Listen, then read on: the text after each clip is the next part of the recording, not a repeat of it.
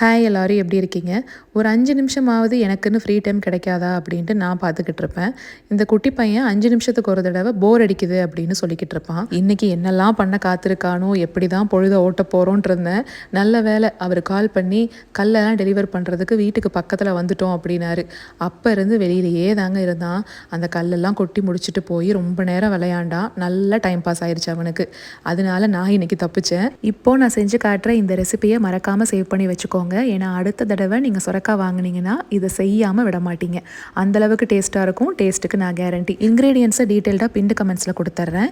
இப்போ நான் எப்படி தனித்தனியாக ஒவ்வொரு பேட்சாக வதக்கி எடுக்கிறேனோ அதே மாதிரி பண்ணிக்கோங்க. மெஷர்மெண்ட்ஸை கரெக்டாக ஃபாலோ பண்ணிக்கோங்க. டேஸ்ட்டு சூப்பராக இருக்குங்க. நீங்கள் சொல்லாமல் இதில் சுரக்காய் இருக்குது அப்படின்னு யாருனாலையும் கண்டுபிடிக்கவே முடியாது. குறிப்பாக பசங்க சூப்பராக சாப்பிட்டுக்குவாங்க.